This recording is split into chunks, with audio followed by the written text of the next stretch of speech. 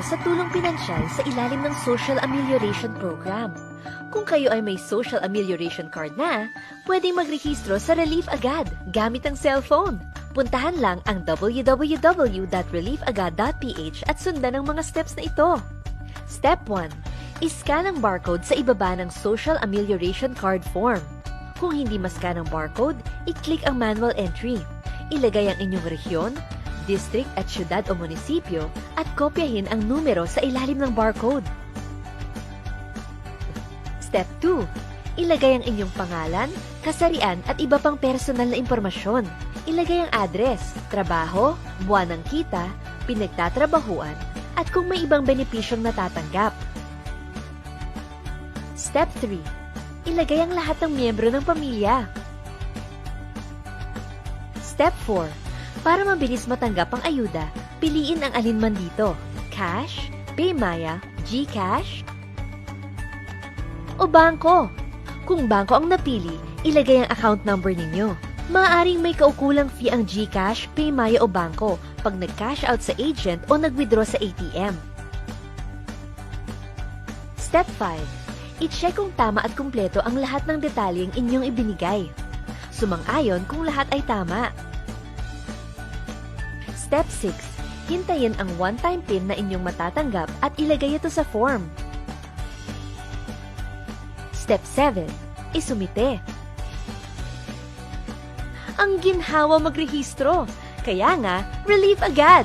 Magrehistro na sa www.reliefagad.ph.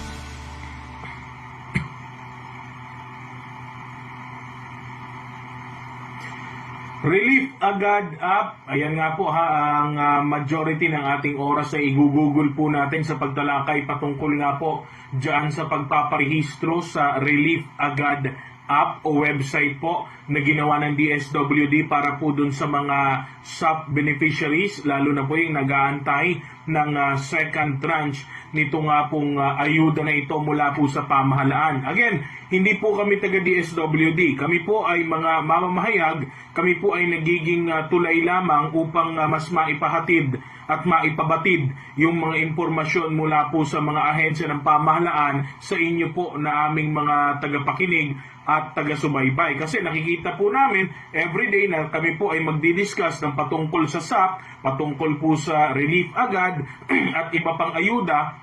Marami pa rin po ang mga concerns, marami pa rin po yung mga nagtatanong, marami pa rin po yung gustong mag-clarify ng mga bagay-bagay. Gaya na lang kahapon, inulan din po tayo ng mga tanong, clarificatory questions. Ang ibig sabihin lamang po nito, siguro hindi ito nararating ng mga ahensya ng gobyerno. Yes, although meron po silang mga kani-kanilang mga press briefings, kasi yung amin naman pong piniplay ay galing din sa kanilang mga press briefing. Pero yun na nga, yung market po nila, ibig sabihin yung pagpaparating ng mga impormasyon, siguro po mahina o minsan ay hindi nga nakakaabot. Kaya po kami, dito po sa Banat Pilipinas, kami po sinisikap namin na maitulay po itong mga impormasyon na ito makarating sa inyo. Lalo na po yung mga nanonood palagi sa atin, dito sa ating mga live na pagtatanghal, kayo po yung unang-unang makakaalam po ng mga impormasyon na ito. Kasi nga nakikita natin, may mga tanong pa rin. Ibig sabihin, hindi nila napanood yung mga briefing na ito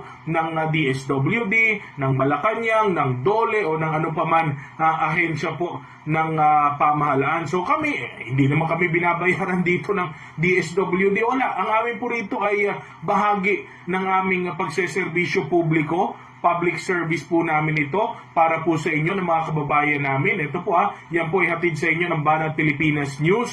Walang inuurungan para sa bayan. Nandyan din po Sandigan News at The President News. Kami po ay nasa ilalim lahat ng Sandigan Publications Incorporated sa pangunguna po ni Sir George J.T. Alinio. Andyan din po si Ma'am Desa Peñaranda, Sir King Kimpan at si Ma'am Carol Kimpan at yung iba pa po na mga bumubuo nito pong Sandigan Publications. Again, magandang hapon po sa ating lahat, mga nanonood sa ating ngayon. Sana po ay nasa maayos kayong kalagayan, saan man po kayo naroroon, saan man po kayo naaabot nitong aming pagtatanghal dito po sa programang Sa Totoo Lang. Ngayon pong araw po ng Huwebes na, ang bilis ng araw Huwebes na po, petsa 4 sa buwan po ng Hunyo taong 2020.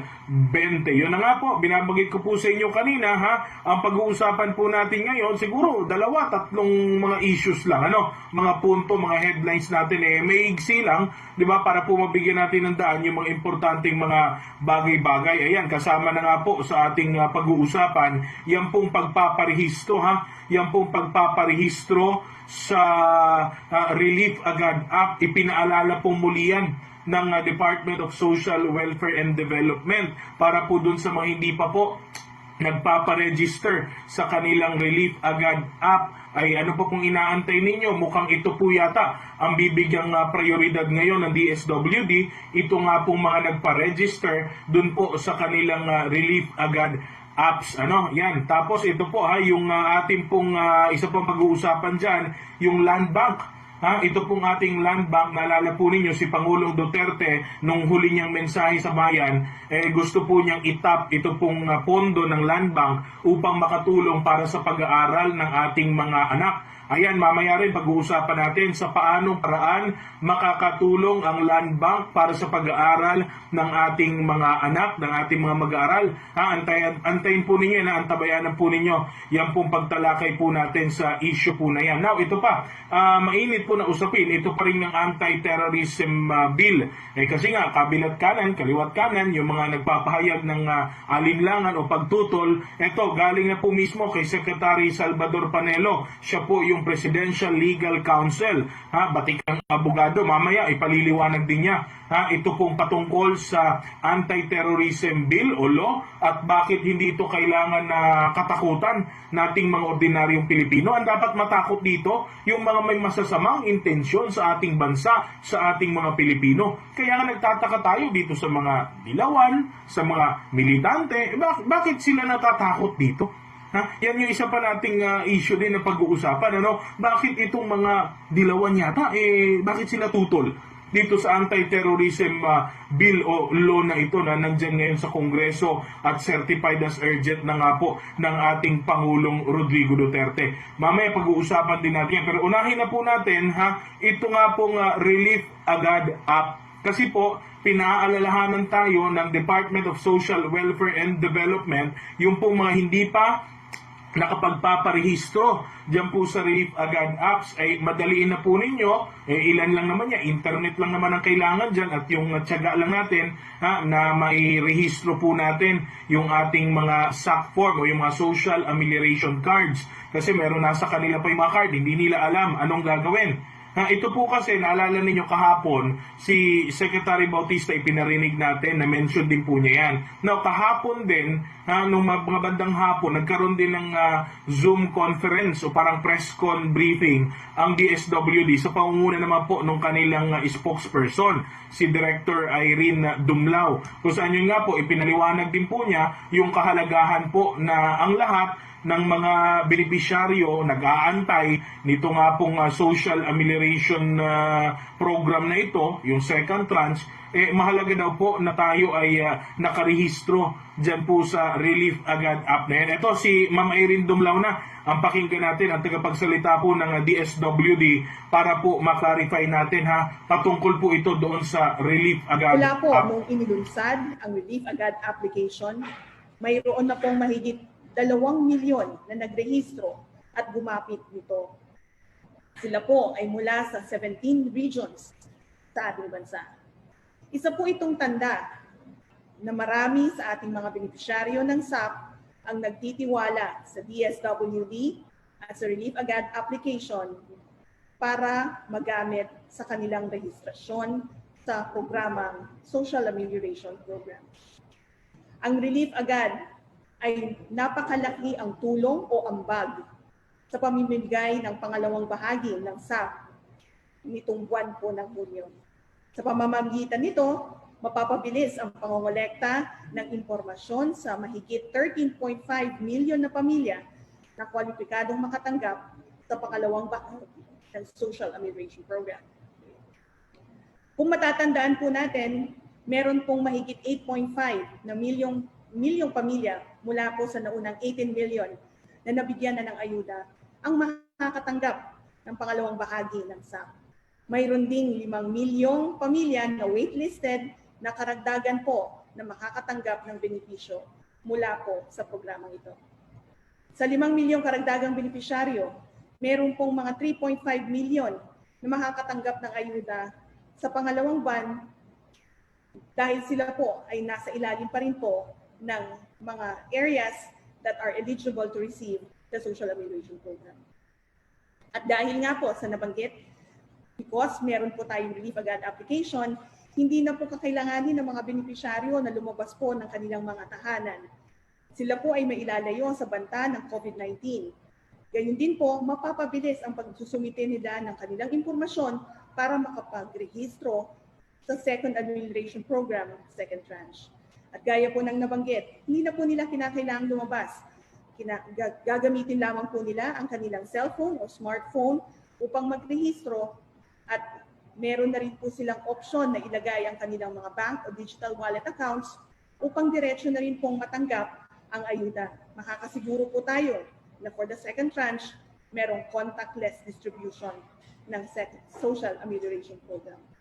Kung kaya nga po, hinihikayat ng DSWD at ng ating mga kasamahan ng mga implementers ng programa na gamitin po natin ang Relief Agad application dahil lubos po itong makakatulong sa ating implementasyon ng programa. Muli, nagpapasalamat ang ahensya para ating mga partners sa pagsuporta at pagtulong sa aming inunsad na programa para Ayan, si Director Irene Dumlao po yan, ng Department of Social Welfare and Development. Siya po yung tagapagsalita ng DSWD.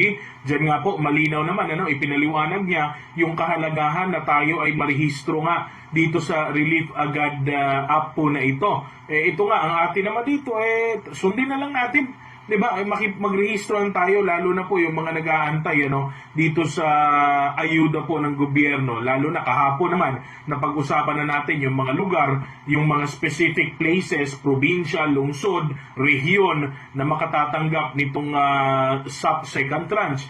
Kung kayo po ay nandyan po sa mga lugar na yan, maganda pong magparehistro na kayo. Kasi nung nakaraan na pinag-usapan natin itong patungkol sa Relief Agad, ang kanila pong paimbita noon, ang kanila pong panawagan ay para lang sa mga nasa Metro Manila. Diba? Yung mga nakapanood sa atin nung nakaraan, diba? Sa Metro Manila lang daw yung Relief Agad app, tinetesting muna nila. Pero ito nga po, latest development, ang kanila na pong anyaya ngayon, ang kanila na pong panawagan ngayon, na dapat po lahat na ng mga umaasang benepisyaryo, kayo man ay nasa Metro Manila, kayo man ay nasa labas ng Metro Manila, Albay, Davao, Iloilo, Bacolod, Cebu. Yun di ba kahapon yung mga lugar na binanggit ko, binanggit din ni Secretary Rolando Bautista na eligible na makatanggap para sa second tranche ng SAP. Ayan, ibig sabihin po, kayo ngayon lahat, magrehistro na tayo dyan po sa Relief Agad app na yan para mapadali. Tayo rin kasi ang mahihirapan pagka hindi tayo nagrehistro. Baka mamaya ang i-prioridad nila ngayon dahil ito nga sinusubukan nilang programa, baka yun ang i-priority nila, yung mga nakapagrehistro dyan sa Relief Agad. Ikaw, nag-aantay ka, hindi ka nagrehistro, paniniwala mo, makakatanggap naman ako. Ang problema nga natin dyan, baka hindi tayo masama sa mga priority. Kasi ang kanila dito, maiwasan na nga yung pagsisiksikan. Hindi na kailangan pumila ng mahaba, mahirapan pa tayo. Kasi nga, cashless na, ipadadala na dun sa ating mga accounts, yung tulong, ayuda na binibigay sa atin. Now, ito po isa pang pahayag, kasama din siya dyan sa briefing kahapon, si Mr. Winston Damarillo. Sa DevCon po sila po yung kasama na bumuo nitong Relief Agad app po na ito. Ito pinapaliwanag po niya na kahit mga nasa labas na ng Metro Manila ay kailangan na po na magparehistro. Mas maganda na magparehistro na rin tayo dyan po sa Relief Agad app nga po na yan para po masama na rin tayo dun sa mga mas mabilis na mapoproseso yung ating mga aplikasyon para po dyan sa Social Amelioration Program na second tranche. Ito po si Mr. Winston Damarillo ng DevCon. Isa po sila doon sa developer niyan pong app na yan. Ito, pakinggan natin. At we're happy to report nga po, umabot tayo ng mga 2 milyon sa ating na sign up. Doon pa lang sa ating initial deployment dito pa lang po sa NCR. Kinagagalak namin ding ibalita na yung sistema to kayang-kaya po mag-absorb ng maraming rehistro, no? So isang araw na pinaka-peak namin, umabot po tayo ng mga 750,000 registrants in one day. At so kung magtulong-tulong po tayo, talaga pong mapapabilis natin yung pagrehistro ng lahat. Importante kasi dito sa ating relief agad sa ayuda is lahat po tayo magrehistro kasi doon lamang po masisimulan yung binabanggit ng ating Secretary Bautista na validasyon ng ating mga benefits. So the more po na makapagrehistro tayong lahat, mas papabilis po yung overall paghahanda ng pag-release ng mga ayuda. So marami po kaming natutunang mga tips and trick, no? Unang-una, mabilis lang talaga magrehistro. So mga 3 to 4 minutes lang po kung meron kayong oras na to register yourself, gawin niyo po, madaling tulong 'yon. Kung nakapag-register na kayo dati manually, nire-recommenda din namin magrehistro kayo ulit digitally para po mapabilis ang validasyon. Kung kayo po ay walang cellphone o walang computer or tablet, maaari pong gumamit ng tablet ng mga kaibigan natin. Siguraduhin lang po laman na yung iyong mga mobile phone ay sa inyo lang po at yung OTP, yung paraan ng seguridad natin, yung one-time password po ay mapupunta lamang sa inyong mobile phone. Yun po ang pinaka-importanting tips and tricks, no, para sama-sama tayo magtulungan para man makapag-fill up ng ating relief agad self-registration. So naghahanda po kami ngayon at sa tulong po din ng ating media ay ilo-launch na po natin si Relief Agad nationwide. Nung nagsimula po tayo, medyo limited areas lang yung ating tinarget para masubukan at ngayon po ay ready po kaming sabihin sa inyo na handa na po ang Relief Agad for very, very mass consumption and mass registrations. No? In addition to that, kami po ay nakipag-ugnayan na rin sa BSP, partnering with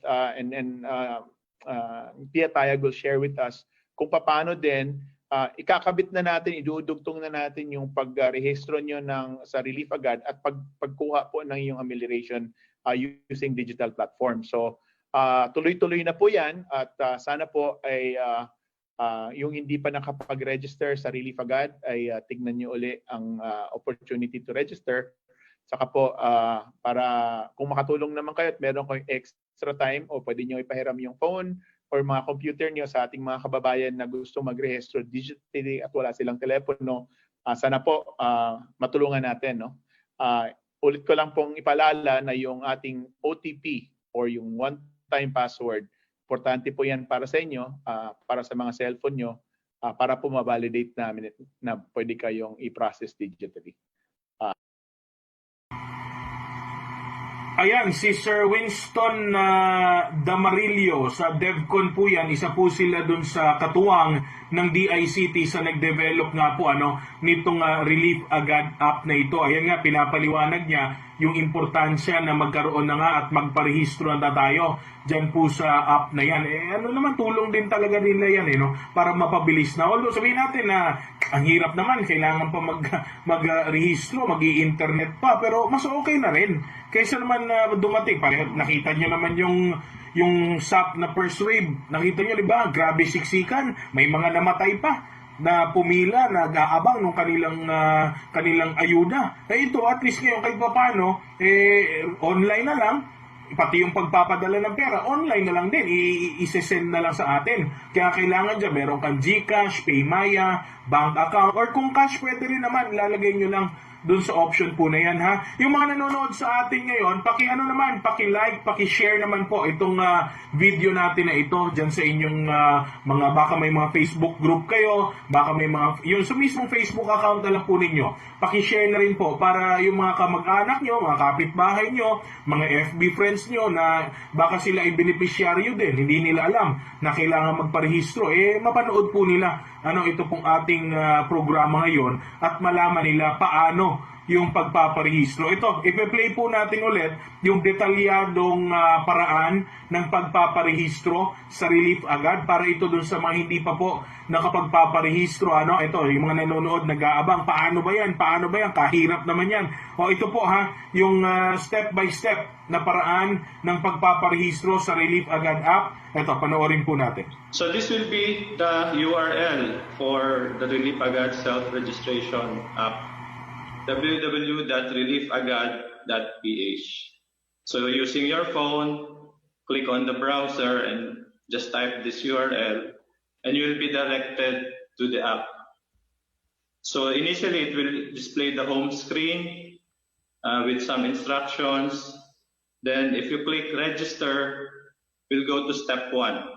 In step 1, the app will try to read the unique barcode which is printed on the lower right corner of the SAC. But in some cases, due to printing or the differences in printers and also in paper, there are times that it cannot read the barcode. So there's an option to manually encode the SAC number. That's in step 2. You just have to provide the region, province, city, and the unique number in your SAC form. The system will authenticate the number, and if authenticated, the following steps will be for the head of the family. Ipapasok ko lahat ng detalye ng head of the family starting from the names, gender, birthday, including address, IDs, sector and kondisyon ng kalusugan, and other benefits which were given to the head of the family or the family itself.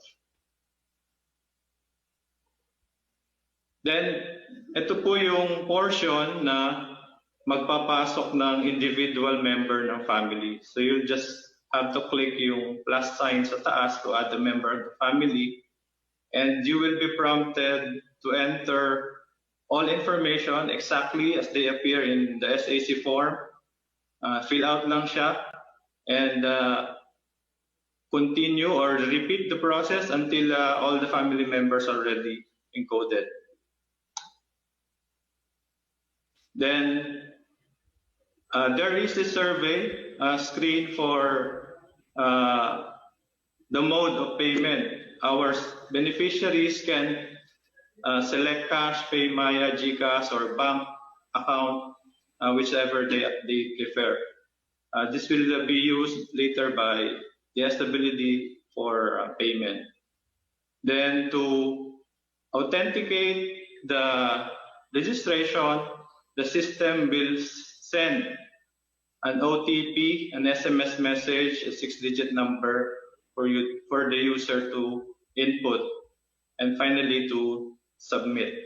Once authenticated, the registration is sent and there's a message na naipadala na ang detalye ng SAC.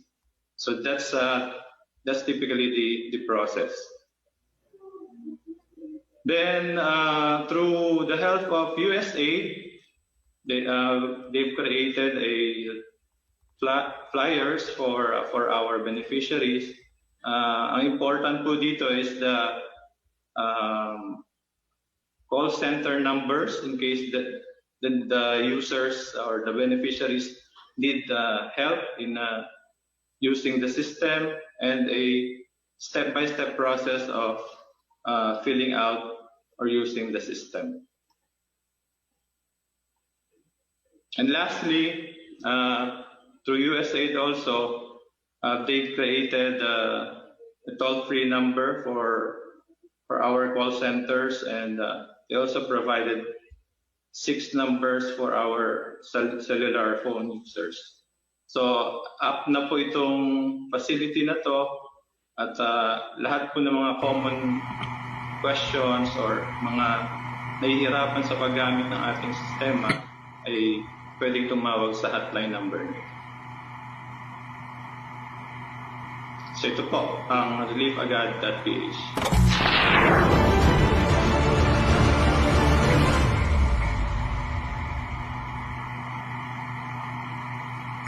Ayan, yung simpleng pagpapaliwanag step by step na pagpapaliwanag tungkol nga po dito sa pagpaparehistro sa Relief Agad app. Ito po kasi na-bother ako kahapon kasi nga nag-briefing sila patungkol dito. Ibig sabihin, ito na naman, nire-remind na naman nila yung mga umaasa, yung mga nabigyan ng mga SAP, ng mga Social Amelioration Card na magparehistro tayo. Kaya po kami ulit, ginawa na naman ulit namin itong episode na ito para ma-remind po kayo. Baka hindi pa kayo nakakapagparehistro, hindi po ninyo napanood yung episode namin parang last month yata. Gumawa po kami yan.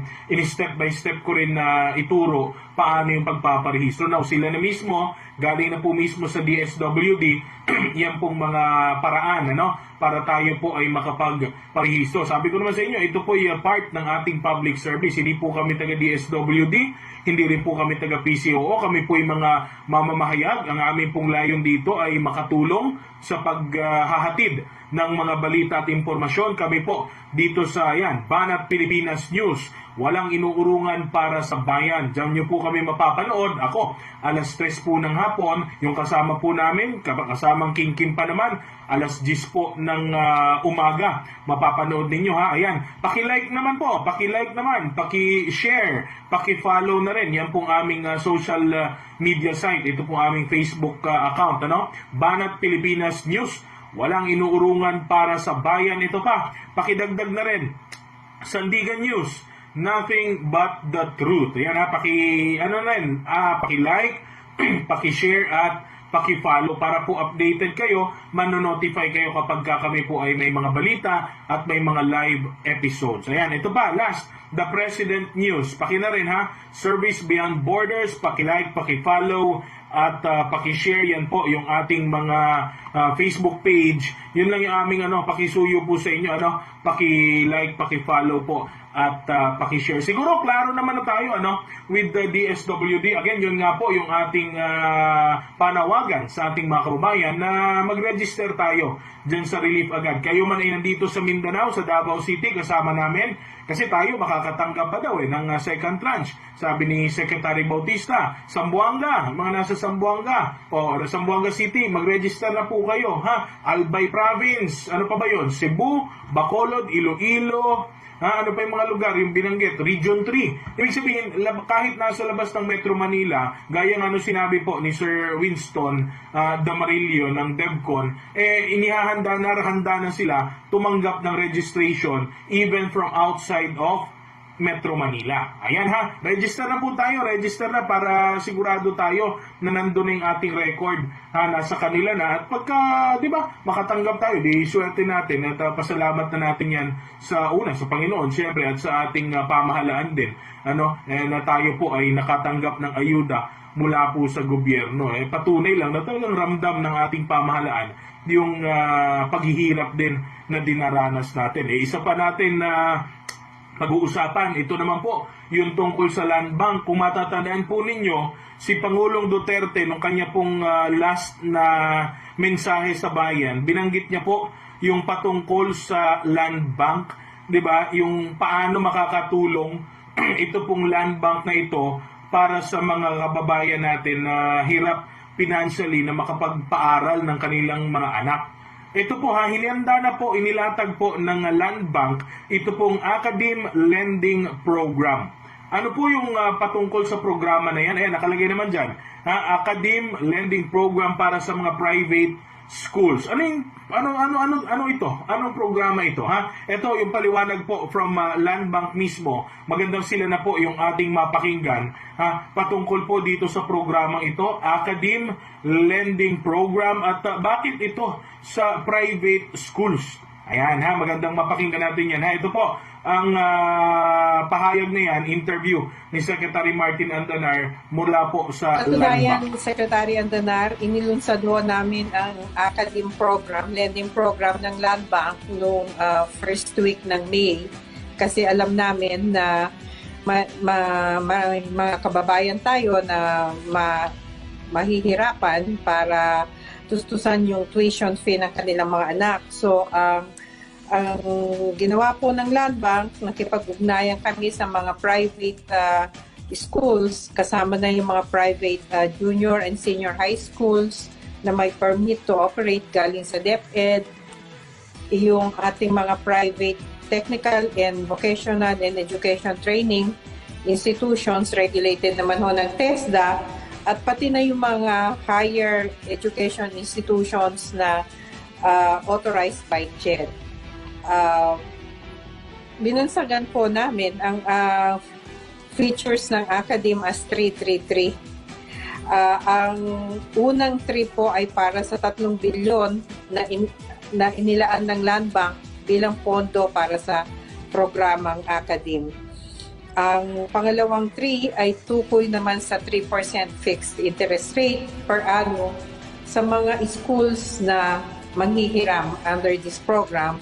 At ang isa pang 3 ay nagre-representa ng term ng loan under this program na maximum of 3 years po. Ang term ng loan under the Academe. Ibibigay ho namin itong pautang na ito sa mga schools para makapag-offer sila ng study now, pay later sa kanilang mga estudyante.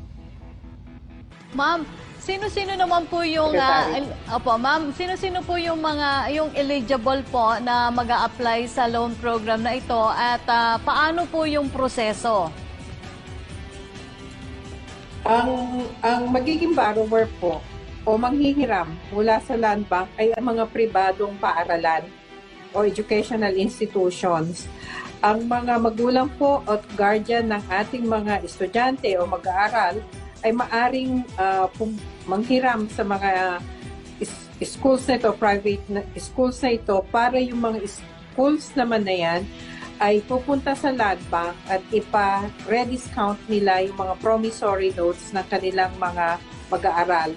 At pwede ho naming bigyan sila ng pautang equivalent to 70% of the total promissory notes of their students. Pwedeng magsimula na mag-avail ang mga paaralan ng lending program na ito? Meron na hong mga paaralan na lumapit sa Land Bank. Katunayan ho, meron na kaming in-approve na 250 million sa isang malaking school para makapagpautang sila under the Study Now Pay Later scheme sa kanilang mga estudyante at 0% interest po sa students. At ang tenor naman ho ng loan ng estudyante dun sa school ay base na ho sa mapapag-usapan nila with the private school secretary.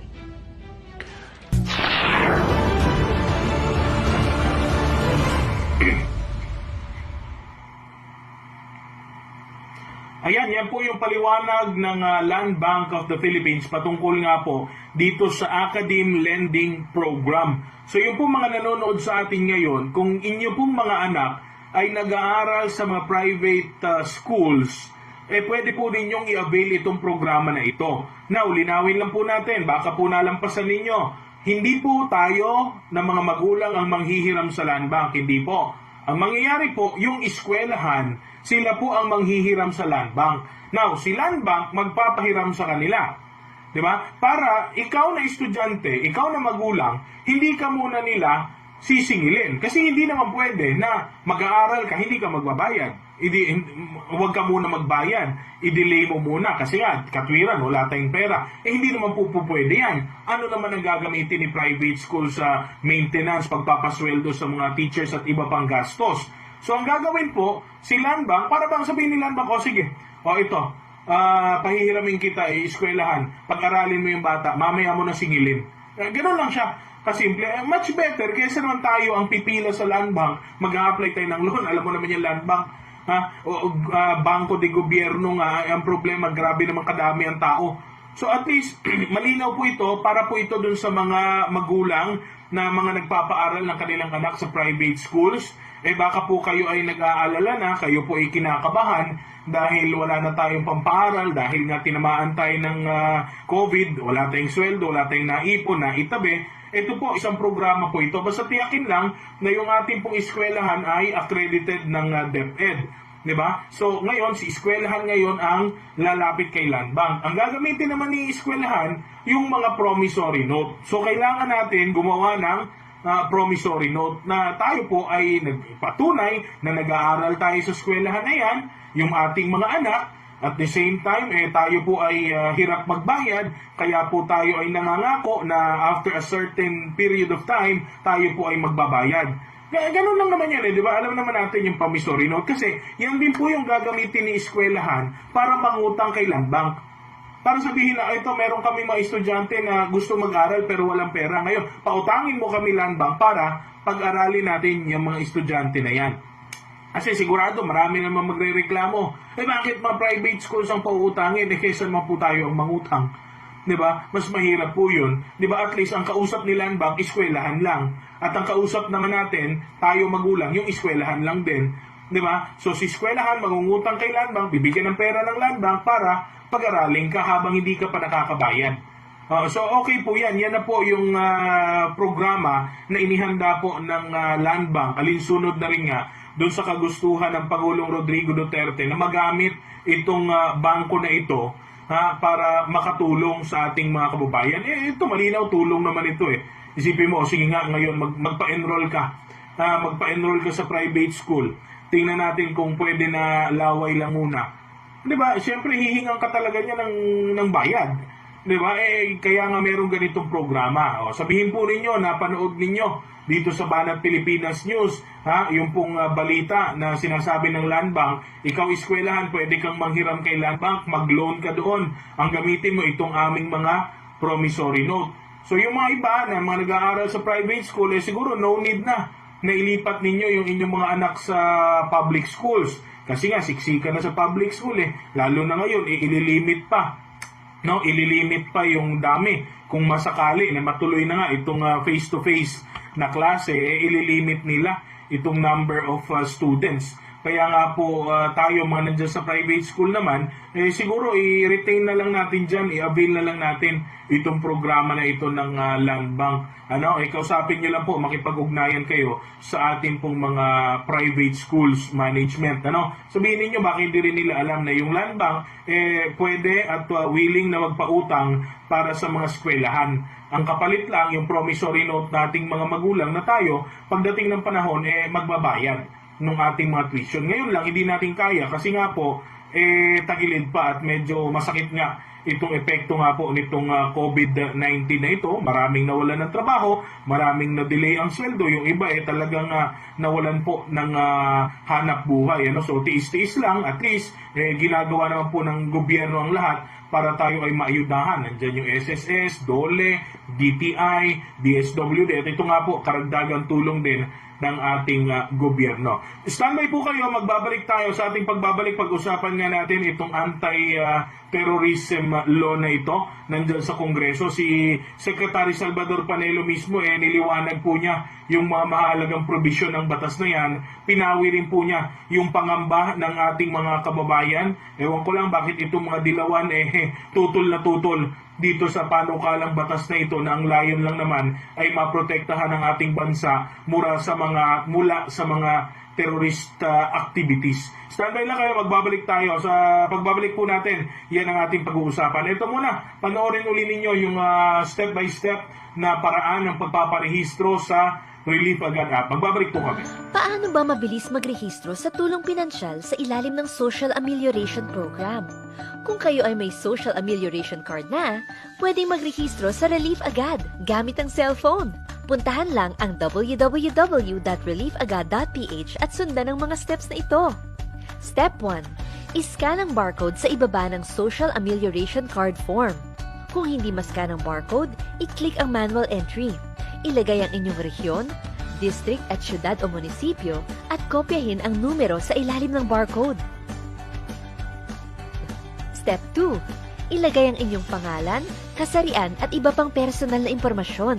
Ilagay ang address, trabaho, buwan ng kita, pinagtatrabahuan, at kung may ibang benepisyong natatanggap. Step 3. Ilagay ang lahat ng miyembro ng pamilya. Step 4. Para mabilis matanggap ang ayuda, piliin ang alinman dito: cash, PayMaya, GCash, o bangko. Kung bangko ang napili, ilagay ang account number ninyo. Maaaring may kaukulang fee ang GCash, PayMaya o bangko pag nag-cash out sa agent o nag-withdraw sa ATM. Step 5. I-check kung tama at kumpleto ang lahat ng detalyeng inyong ibinigay. Sumang-ayon kung lahat ay tama. Step 6. Hintayin ang one-time PIN na inyong matatanggap at ilagay ito sa form. Step 7. Isumite. Ang ginhawa magrehistro. Kaya nga, Relief agad! Magrehistro na sa www.reliefagad.ph.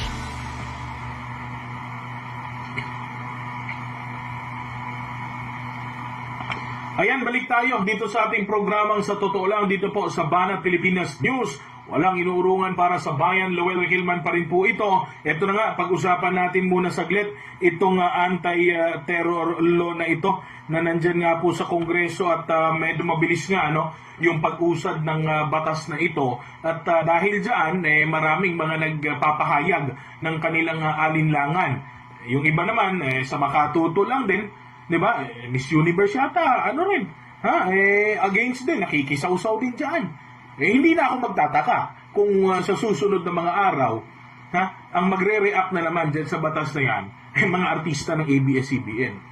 Lahat na lang sinakyan Magtataka pa ba tayo?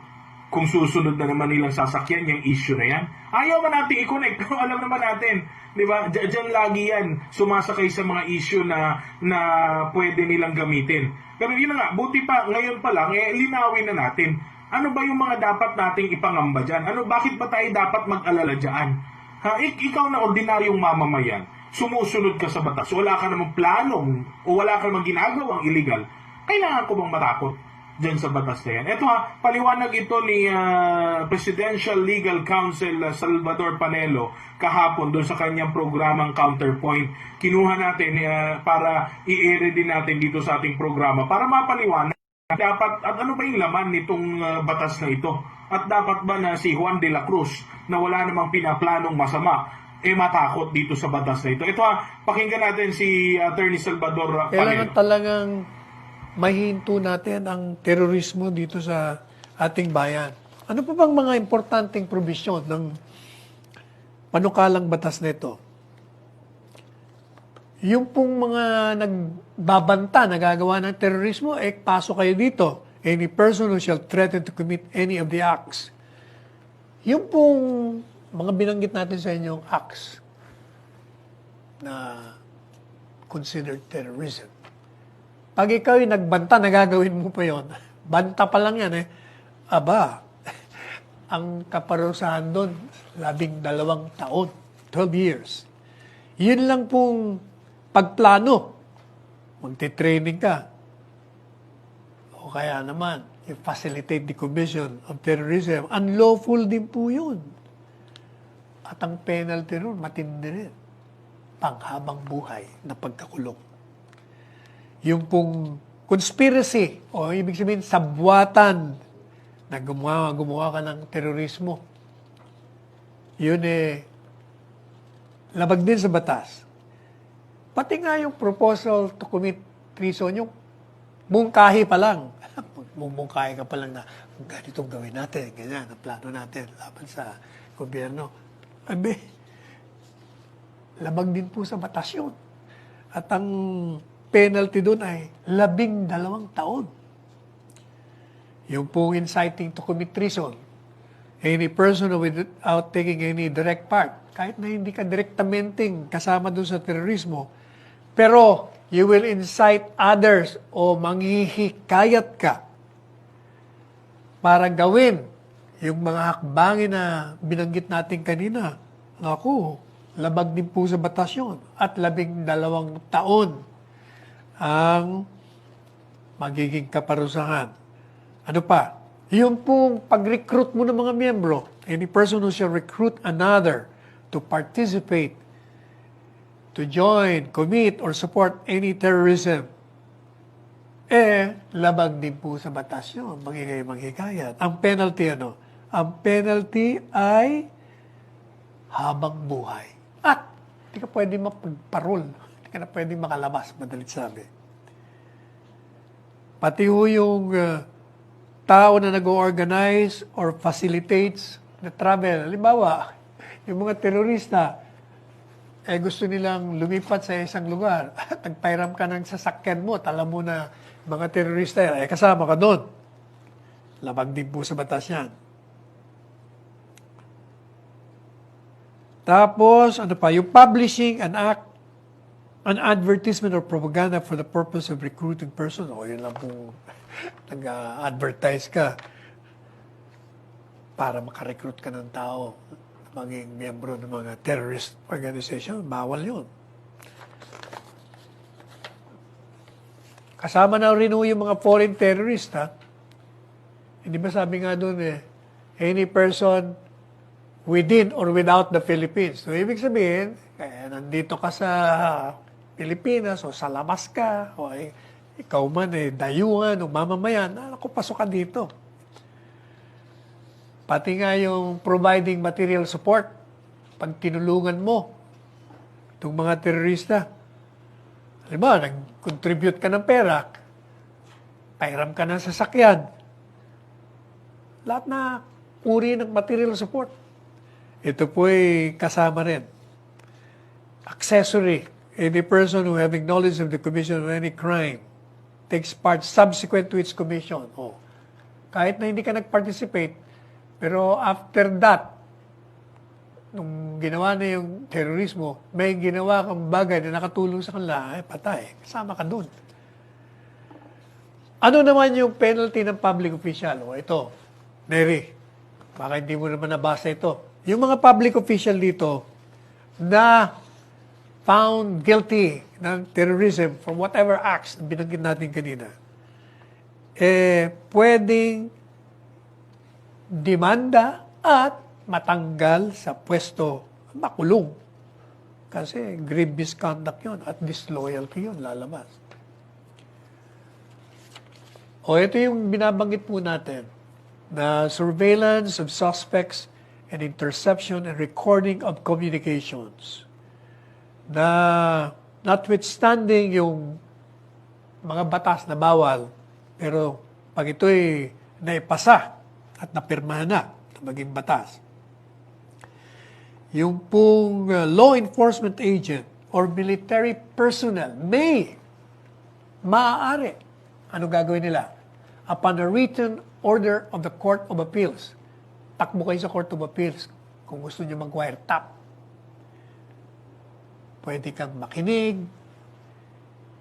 mag-intercept, basahin, mag-surveillance ka, i-record mo with the use of any form. Ano mang klaseng gagamitin mong device, electronic, mechanical, or other equipment na binigay sa atin ng science. Marami na bakit? Marami, malalaman mo na yung, hindi ba? Marami nang na-invento. Naririnig mo kahit na nandun sa kabilang bansa.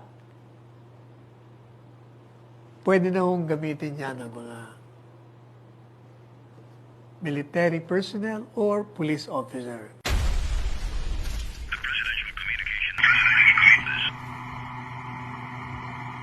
Bakit takot ang mga dilawan dyan? Bakit takot si Senator Risa Ontiveros dyan? Si Vice President Robredo? Yung iba pang mga senador na dilawan? Si Laila de Lima?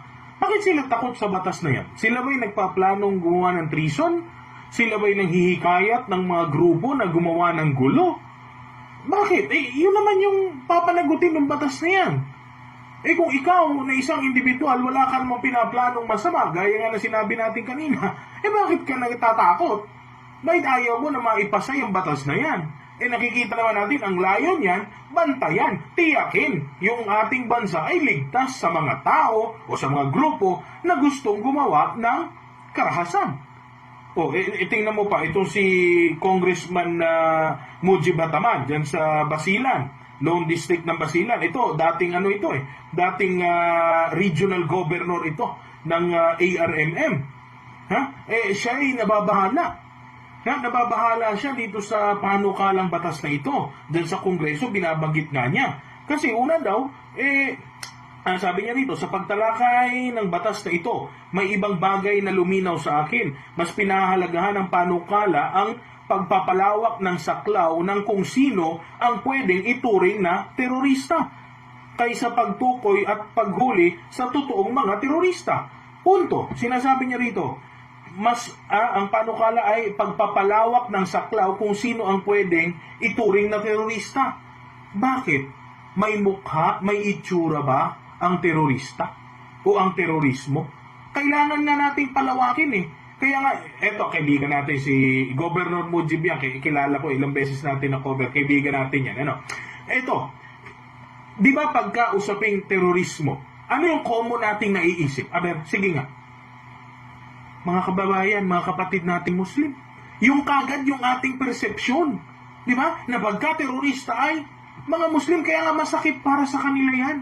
Kaya nga ayaw ni Presidente Duterte sa ganyan kasi yan ay diskriminasyon. Now, sinasabi nga rito, pagpapalawak sa mga pwedeng ituring na mga terorista. Kung ako, mas maganda. Bakit? Pinalawak eh. Ibig sabihin, hindi na lang Muslim ang pwedeng pagdudahan lagi na terorista. Kasi nga ang terorismo ay wala namang itsura yan. Wala namang pinipili yan. Kita niyo sa ibang bansa, di ba? Mga puti, hindi naman mga Arabo o mga Muslim na terorista dyan. Yung mga sa mass killings, yung mga namamaril, di ba mga Amerikano rin? Dito nga sinasabi na mas lawakan natin. Huwag tayong nakakahon lang doon. Na eto yan, sila talaga yan, walang duda. Ngayon, lawakan natin. Baka mamaya may mga iba pa silang kasabwat. Baka may pumupondo nga sa kanila. Ano ngayon ang problema dito? Di ba bakit nagre-reklamo si Congressman Mujib? Unang-una, ang tagal niyang governor dyan sa ARMM. Ilang terroristic attacks ang nangyari sa ilalim ng kanyang pamumuno dyan. Now, dyan siya sa Basilan, Congressman, si Kong Mujib. Sir, ilang sundalo ang pinatay ng Abu Sayyaf dyan? Ikaw ang congressman. Di ba yan ay bahagi ng terroristic acts na ginagawa ng mga Abu Sayyaf?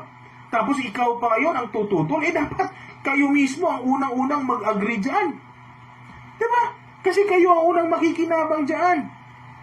Palalakasin yung kampanya laban sa terorismo. Saan ba marami yan?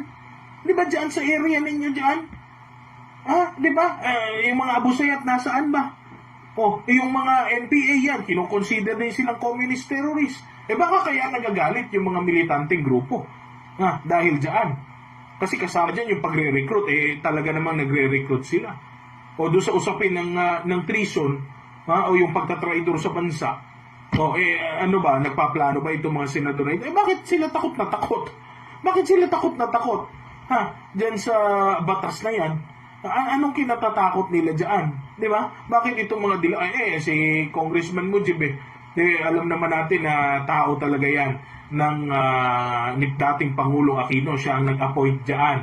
Siya ang nagpapanalo rin dyan sa bilang ARMM governor. Alam naman natin ang kwento dyan.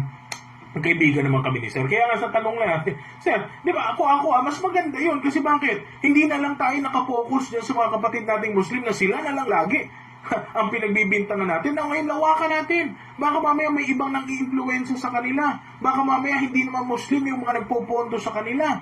Diba? Sabi ko nga sa inyo, kung wala naman kayong ginagawang illegal, bakit ka matatakot i-wiretap? I-wiretap mo ko. Wala naman ako pinaplanong laban sa gobyerno. Ano problema? Mag-surveillance sa'yo, mag-surveillance sa'yo.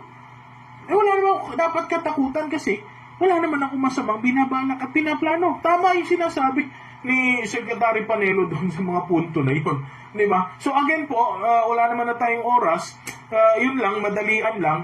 Gusto lang po naming linawin sa kaisipan ninyo. Kasi ako, alam na alam ko, yan na naman ang sasakyan itong mga artista ng ABS. Maniwala kayo. Di ba?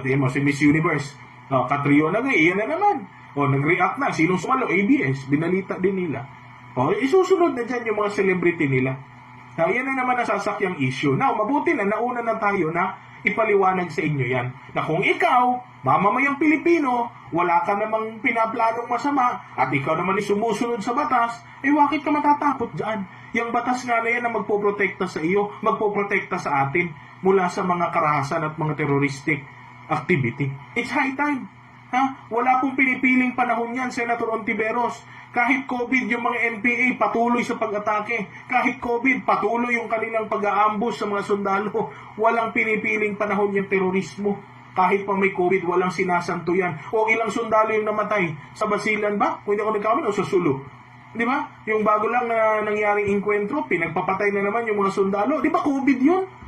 O tapos ngayon magagalit kayo na minamadali natin yan. Kailangan nga natin yan eh. Hindi na, pwede naman pagsabayin yung trabaho na yan. Yung ABS nga, gusto nyo madaliin eh. Wala namang kinalaman sa COVID eh. Di ba?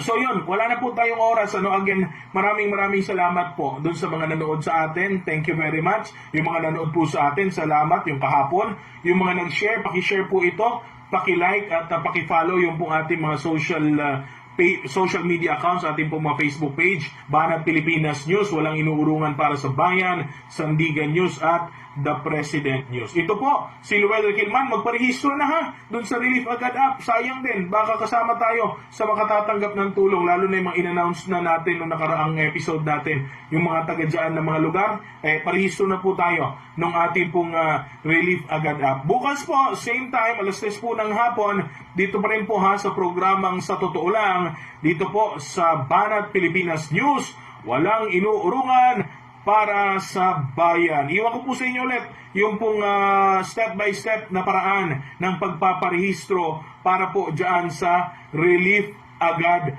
app. Ha? Maraming salamat po. Bye-bye. Paano ba mabilis magrehistro sa tulong pinansyal sa ilalim ng Social Amelioration Program? Kung kayo ay may Social Amelioration Card na, pwedeng magrehistro sa Relief Agad gamit ang cellphone. Puntahan lang ang www.reliefagad.ph at sundan ang mga steps na ito. Step 1. I-scan ang barcode sa ibaba ng Social Amelioration Card form. Kung hindi ma-scan ang barcode, i-click ang manual entry. Ilagay ang inyong rehiyon, district at syudad o munisipyo at kopyahin ang numero sa ilalim ng barcode. Step 2. Ilagay ang inyong pangalan, kasarian at iba pang personal na impormasyon. Ilagay ang address, trabaho, buwan ng kita, pinagtatrabahuan, at kung may ibang benepisyong natatanggap. Step 3. Ilagay ang lahat ng miyembro ng pamilya. Step 4. Para mabilis matanggap ang ayuda, piliin ang alinman dito: cash, PayMaya, GCash, o bangko. Kung bangko ang napili, ilagay ang account number ninyo. Maaaring may kaukulang fee ang GCash, PayMaya o bangko pag nag-cash out sa agent o nag-withdraw sa ATM. Step 5. I-check kung tama at kumpleto ang lahat ng detalyeng inyong ibinigay. Sumang-ayon kung lahat ay tama. Step 6. Hintayin ang one-time PIN na inyong matatanggap at ilagay ito sa form. Step 7. Isumite. Ang ginhawa magrehistro. Kaya nga, Relief Agad! Magrehistro na sa www.reliefagad.ph.